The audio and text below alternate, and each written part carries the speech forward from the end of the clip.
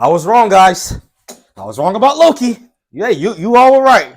You all were right. Hey, it's the best show of Marvel. It's the best show, you know, better than WandaVision. It's da da da da. But the episode was amazing, and we have to talk about it. So cue the intro.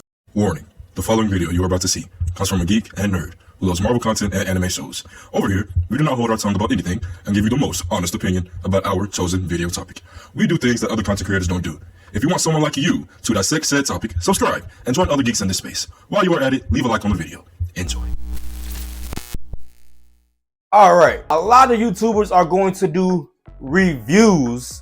I think what I want to do is more of a recap and discussion. And I feel like this is a little bit different because although I'm talking to myself, I'm going to act like I'm talking to or having a conversation with some of y'all, even though y'all aren't saying anything to me. But this brings me to this point in the video. Leave comments, like, and subscribe so we can have this conversation and discuss, is Loki really a good show or are people just capping? So I will get my little recap. This recap is basically, hey, Loki, right after Sylvie did what she did, Loki is going back from the past and the present. He's basically trying to figure out the main storyline of this episode is basically trying to figure out what the heck is going on and see what everybody in this show is doing right now. We see what Mobius is doing. We see what Loki is doing.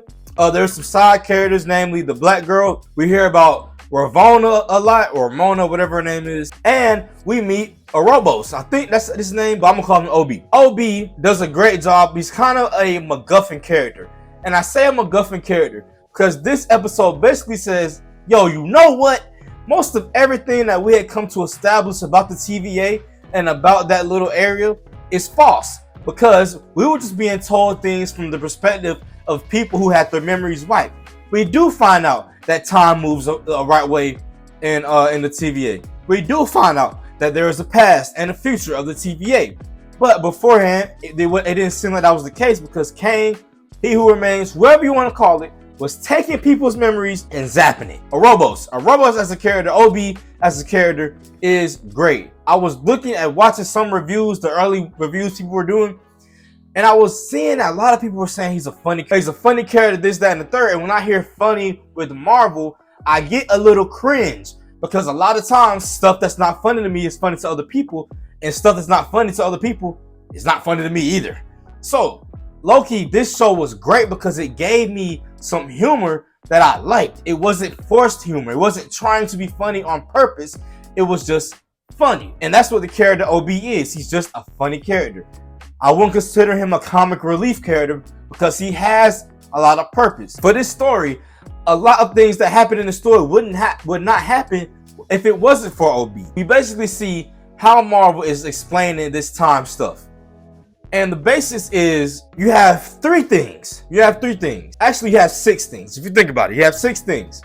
Kind of, sort of. It's kind of confusing. But I'm going to try to break this down as simple as I think I can. You have the sacred timeline, right? You have the past, the future, and the present of the sacred timeline. Then what you have is you have branch timelines. So each branch timeline has a past, a future, and a present. But another thing that complicates things as well with the branch timelines is a timeline can branch out at any point in time. So you can have a timeline that branches out in the past, like back when Christopher Columbus was there. A timeline that branches out way back then. Or you can have a timeline that branches out way in the future. So timelines can branch at any direction at any point in time. The goal of this episode was, let's figure out how we can solve Loki's time slipping. And by doing that, Ouroboros explains time is very much something that is raw. Time is very much something that is not, it's not physical. You can't touch it. You can't do this because time is absolute.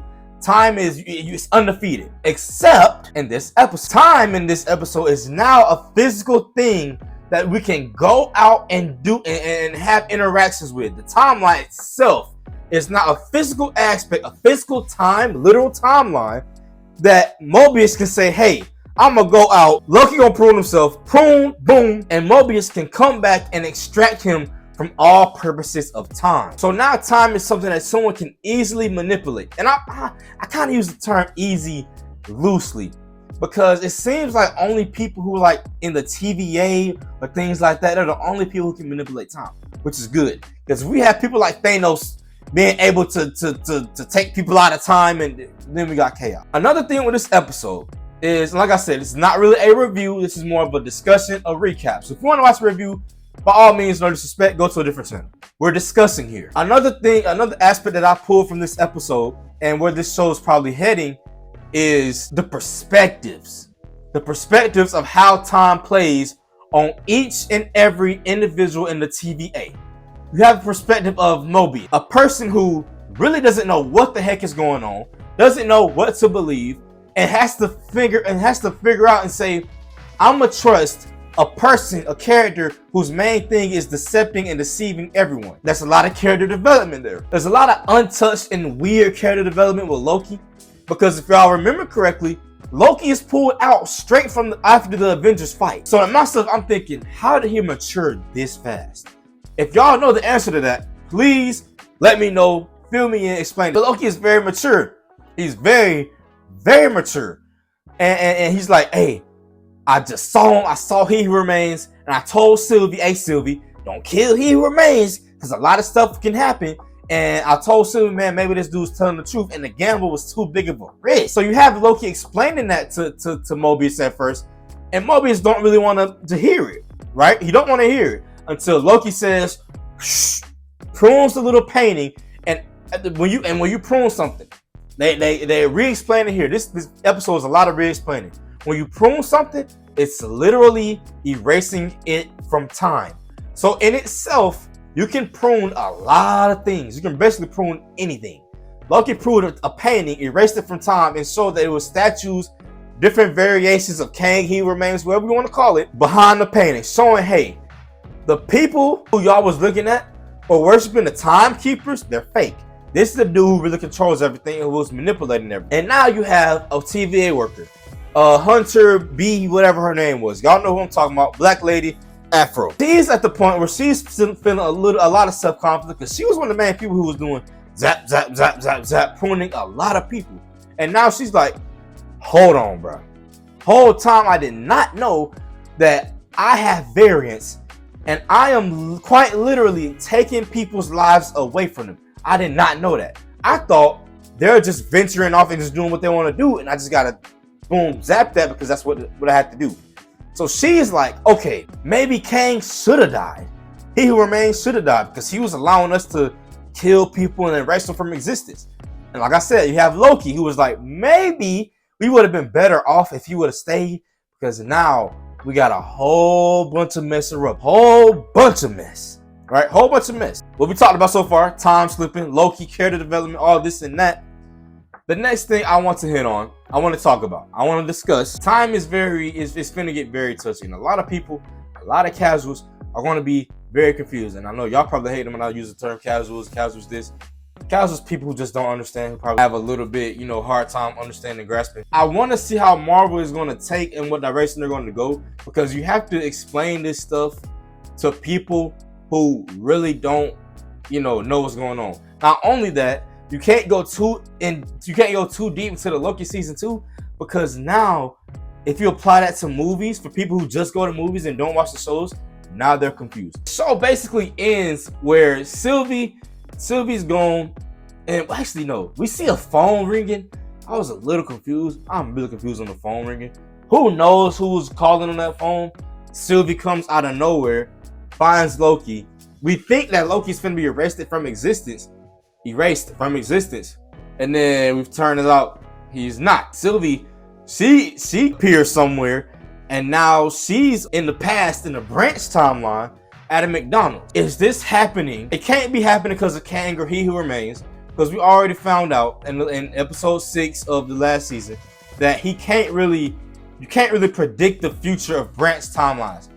The Kang of a secret, even though he's dead, if a timeline is sacred and it's flowing this way, you can predict it. It's only going one way. But when it has the possibility to do this, and move around and branch around, it's a lot of confusion. A lot of confusion going on. What I expect from this next episode, and I'll have to say, yes, I was wrong. I was wrong about it. It's a good show. Don't shoot me. It's good. It's starting out good. I expect us to delve into exactly what was up with that phone, what's Sylvie doing, and how we're going to fix the problem of the branching timelines. Because like I said before, you have people who want the timelines to branch, you have people who don't want the timelines to branch. And it seems like we still have someone behind the scenes picking apart and trying and kind of dictating what's going on. Because out of nowhere, we got the whole TVA army trying to pull up on Sylvie when the whole time Sylvie right there hanging with Loki. Who is telling the TVA army to go do this? And obviously, they not looking in the right direction because Sylvia came right back and found Loki, unless that was a different variant of Sylvie or Loki. It's the same thing, kind of. Unless that was a different variant, in which, to be honest with you, I'm starting to think, right? This is going to be crazy. It might be crazy. And I'm going to end it here. I'm starting to think that the Sylvie that showed up and appeared with Loki is not the same Sylvie who killed He Who Remains. Or unless, if it is the same Sylvie, it's from a different time. Because how do we see Sylvie opening up that elevator, and then next scene, we see Sylvie going through a time portal to McDonald's? Maybe the McDonald's Sylvie is the one who killed He Remains, and the Sylvie we just saw is a different Sylvie. Another thing, we don't really know the capabilities of Miss Minutes either. Let's not forget that Miss Minutes, she does have some capabilities because she's working alongside Kang, He Who Remains, and Ravonna, she's also working with He Who Remains or Kang. Whatever you want to, it's not He Who Remains anymore. It's basically just straight up Kang. We need to understand more about what she's doing. Hey man, this show started off on the right foot. But Marvel, don't do this constant thing where y'all start off really, really good because we just experienced a Secret Invasion. Don't do this thing where y'all start off amazing and we get to episode 6 and it's like, it's wasted all my time. Hopefully we go somewhere with this, and we need to. This is a very important show. Very important show. And I take back what I said. After seeing Loki, I just want to figure out where his character development came from. But after seeing this, I do appreciate his character, and I am more interested in where he goes next and what he does next, and his mindset and his thought, because Loki is actually very smarter than a lot of people take him for. But anyway, if you love the video, like the video. If you don't love the video, still love the video. I'm on to the road to 1,000 subscribers. I appreciate everybody who continues to watch my channel, continues to support me. Share my content, share it with any Marvel fan, share my theories or thoughts or discussion with anybody. And yeah, I'm out. See y'all later. Oh, Gen V discussion review coming soon. As in tomorrow. Peace.